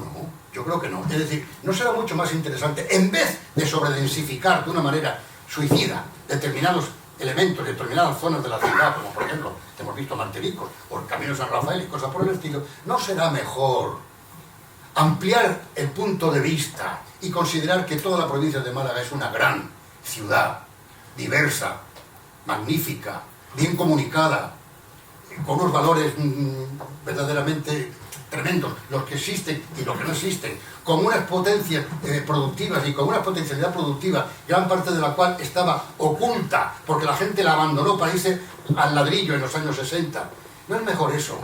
¿No es mejor eso? Cuando, y termino, cuando los CEOs, así se llaman ahora los directores generales, los CEOs de las grandes compañías de servicios técnicos avanzados les preguntan, oiga, ¿y usted por qué se ha venido a vivir a Málaga? Entonces tú esperas que te van a dar una respuesta compleja, complicada, interesantísima, y te responden con una simpleza enorme. Te dicen, porque aquí se vive muy bien. Digo, coño, es decir, es una respuesta muy simple, pero con un contenido muy complejo. Porque claro, esos elementos por los cuales esos señores piensan que aquí se vive muy bien, no solo los satisface Málaga capital, sino la totalidad de la provincia. Luego estamos en el trance de hacer un modelo urbanístico de ciudad global, entre Málaga capital y el esponjamiento ante todos los núcleos de la provincia con su rica variedad. Lo que es la costa de Tenerja hasta Amaro, lo que es el hub de Antequera, lo que es la fantástica Sarquía, lo que es ese manantial increíble que es el Guadalhorce, esa gran comarca, que era la gran comarca de Málaga, y que se fue al carajo, precisamente con el ladrillo. Estaba ahí, más incluso que la Sarquía.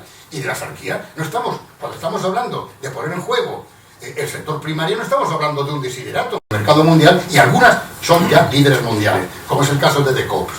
Luego, vamos a ver, no es ese el destino de Málaga, no es ese por lo cual todas las ciudades medias, o muchas ciudades medias de España, nos pueden estar mirando como un paradigma, como un ejemplo, o es que nos van a mirar por las Torres de Martirico, o por las pirulís que pongamos, no se sabe dónde, hombre. Es ridículo, es completamente ridículo. Es, de alguna forma, es renunciar al mérito del marchamo que esta ciudad ha estado llevando en los últimos años. Y por lo que yo creo que en muchas medidas ha sido ejemplar.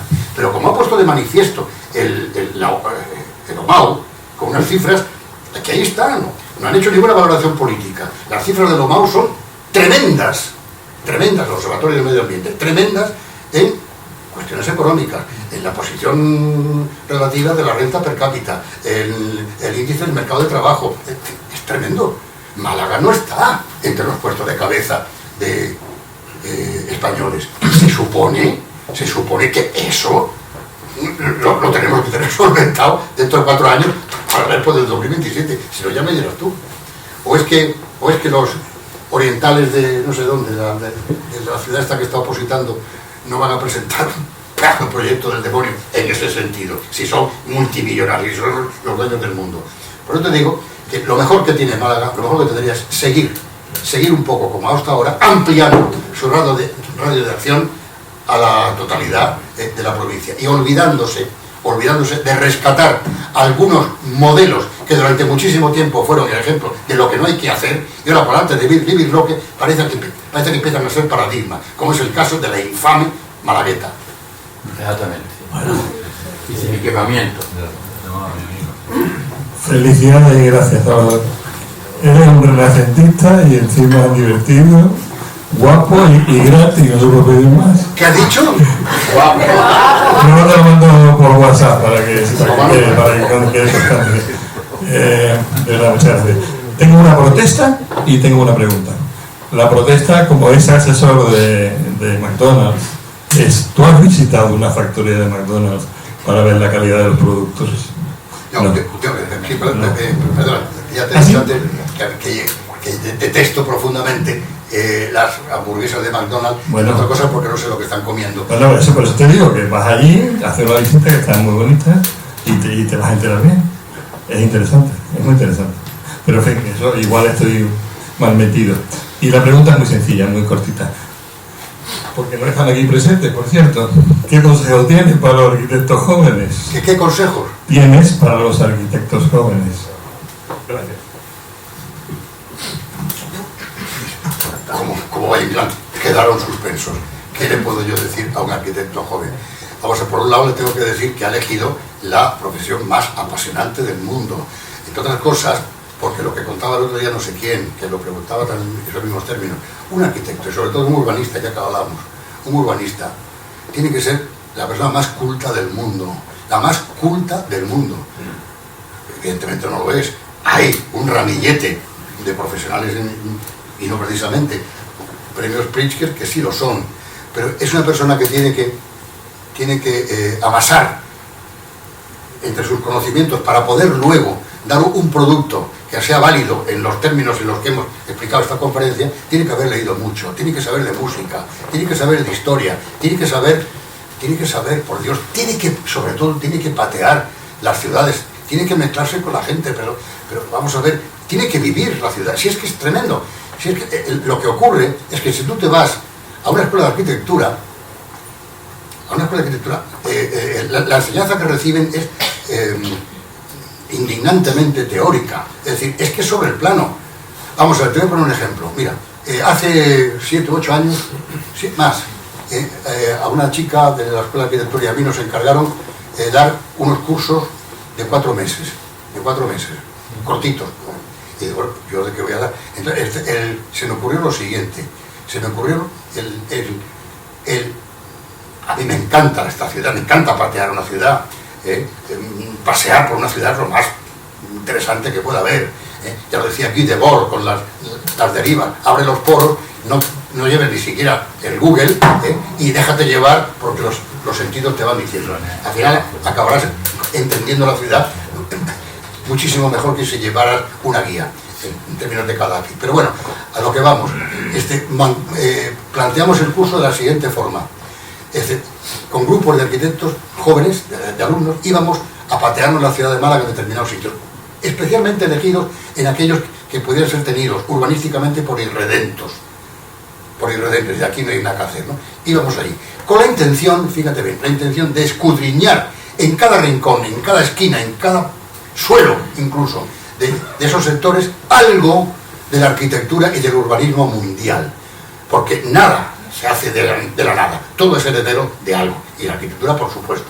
Y entonces era muy interesante ir a calle Pecerillas, por ejemplo, y al final encontrarte con un edificio que tiene unos frontones de Art Nouveau, de Modern Style. O ir, por ejemplo, a una casa preciosa que hay en Bellavista, al lado justo del árbol que cruza, ¿no? Enfrente del restaurante María, y encontrarte un ejemplo también muy bonito de arquitectura modernista, o encontrar trazas romanas, o encontrar, qué sé yo, o encontrar trazas del barroco. A lo mejor es simplemente una muestra, cualquier cosa.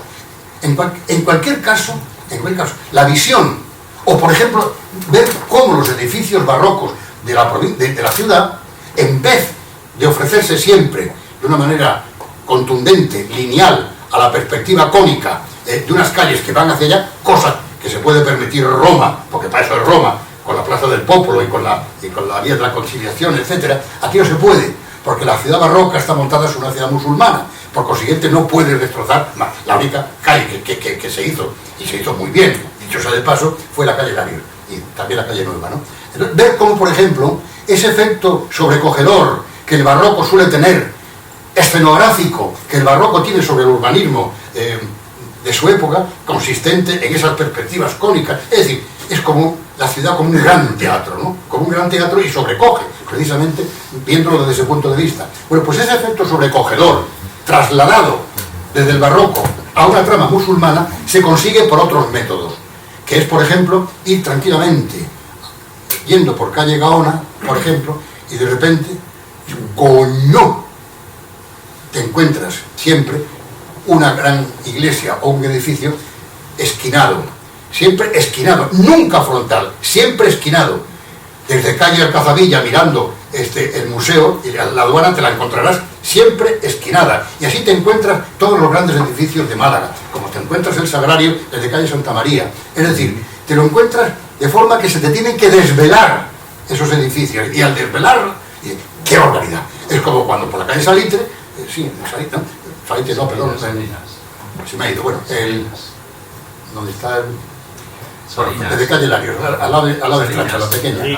Salinas, desde calle Salinas, de repente haces un revólver y de repente ¡zas!, se te aparece imponente el atrio de la catedral, ¿no? Pues ese tipo de cosas, ese tipo de formas, esas formas de ver la ciudad y de ver todo lo que hay detrás de todo eso, yo creo que es interesantísimo. A los alumnos les gustó muchísimo, porque al tiempo que estudiaban la arquitectura internacional y el urbanismo mundial, al tiempo conocían su ciudad. La cosa funcionó muy bien, nos aplaudieron cuando terminamos.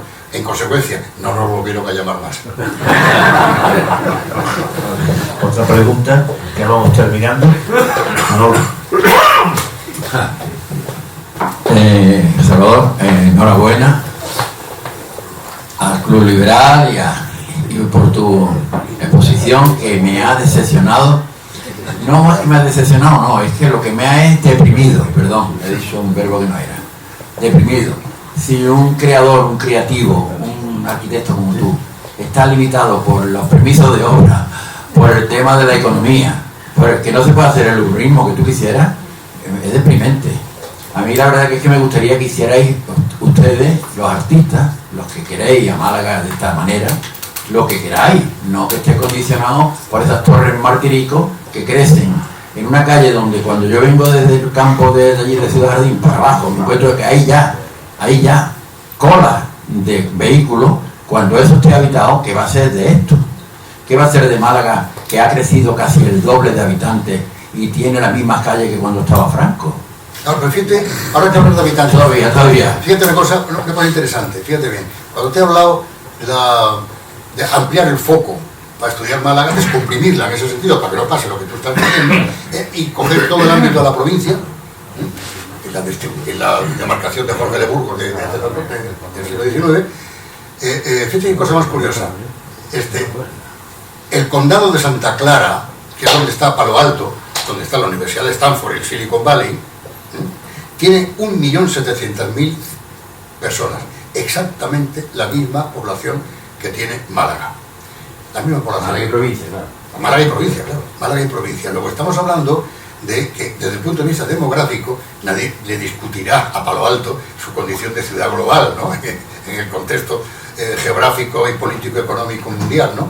Bueno, pues estamos hablando de la misma escala. Es que no podría ser Málaga, en cierto modo, una ciudad global distinta a las ciudades globales que ha habido hasta ahora, que se han significado por sus grandes proporciones demográficas, desde Londres, Shanghái, tal, que ya te puedes imaginar. No, Málaga tiene, se están mirando en Málaga, pero de una vez es verdad.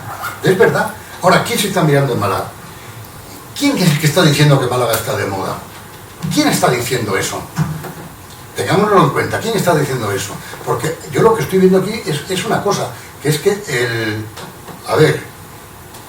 de la misma manera que durante muchos años Torremolinos fue el centro del turismo prácticamente mundial en un momento determinado, llegó a la saturación, porque el turismo meneaba el árbol, pero quien recogía los frutos era el sector inmobiliario, era el ladrillo.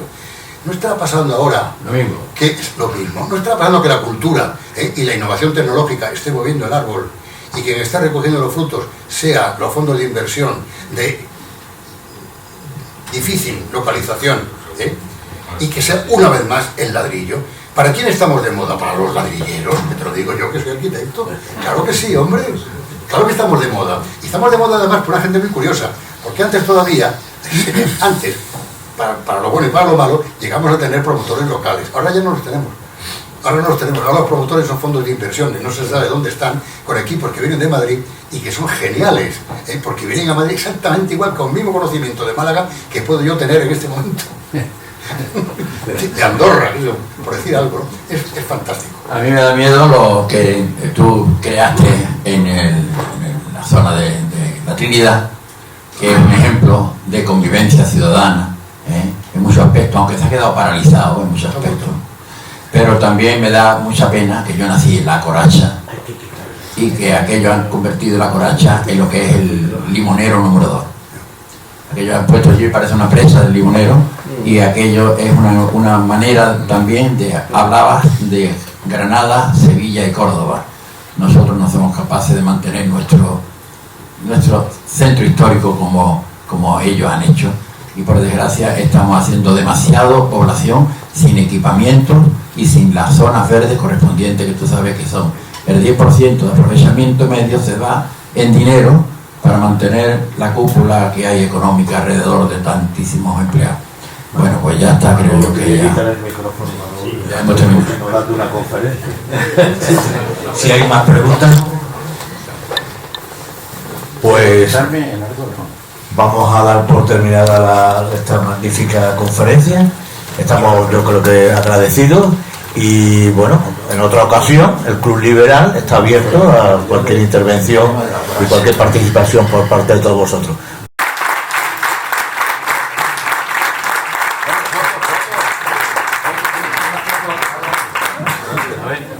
El Club Liberal. A ver, solo. ¿Quién más hay por ahí? Paco. Vamos a hacer una foto aquí. Me he divertido. A ver, la fotito. Paco.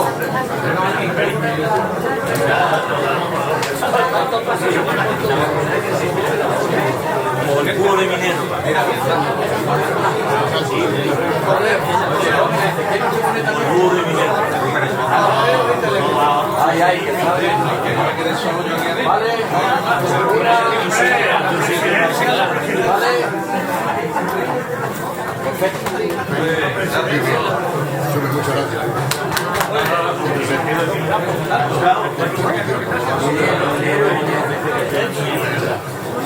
que nadie.